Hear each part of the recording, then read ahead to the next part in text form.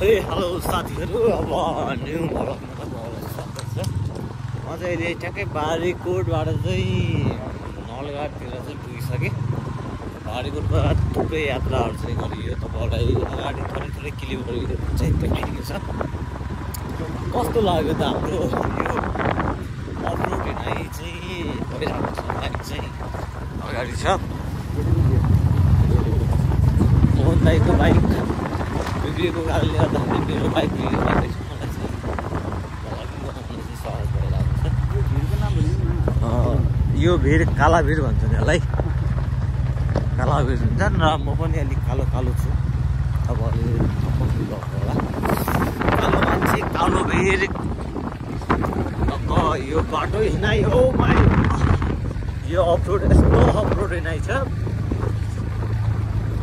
बाइकको त अगाडिको कुलो चाहिँ भाँचिएको, पछाडिको के भन्छ त्यो स्लाइड के भन्छ त्यो पनि भाँचिएको। यो अफरोड लास्ट गाह्रो हुँदो रहेछ क्या चलाउन। ए मोहन दाइ, बाइक त चलाइयो तर कसरी कुलो प्लेट भाँच्यो कि यार। अब त यार यो बाइक बनाउनै लाग्छ होला अब 10-20 हजार खर्च यार।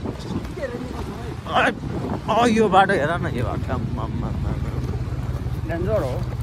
कहिले पिच हुने हो हाम्रो बारीकोट जाने बाटो? कहिले पिच हुने हो सरकार भन्छ न।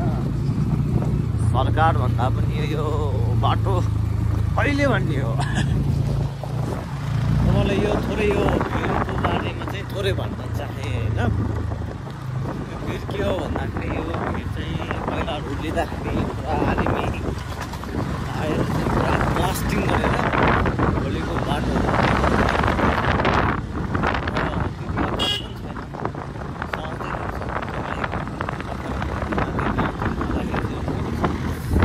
पालिका जाँदाखेरि बाटो लास्ट अप्ठ्यारो भयो कि बारीकोट पालिका जाने बाटो लास्ट खतम भयो। यो जाजरकोट जिल्लाकै सबैभन्दा खतम बाटो भनेकै बारीकोट गाउँपालिका जाने बाटो पर्छ होला। त्यो पनि बिचमा ठिक छ, पालिका उक्सिँदाखेरि चाहिँ त्यो घुमाउनुमा चाहिँ लास्ट अप्ठ्यारो हुन्छ क्या। त्यहाँ बाइक चाहिँ पल्टाइन्छ, जतिखेर लिए पनि पल्टाइन्छ।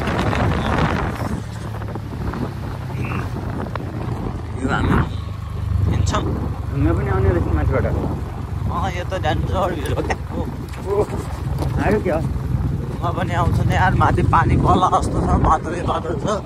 अझ खास हामी हिमालको छेउको गाउँ जिरी बस्नुपर्ने हो, तर पनि हामी हिँड्यौँ। हामीलाई बाल छैन, कसैप्रति बाल छैन। हामी त लास्ट मिटिङमा हिँड्ने हो। ओ ल मेरो बाइकले उकालो तान्दैन त के हो यार।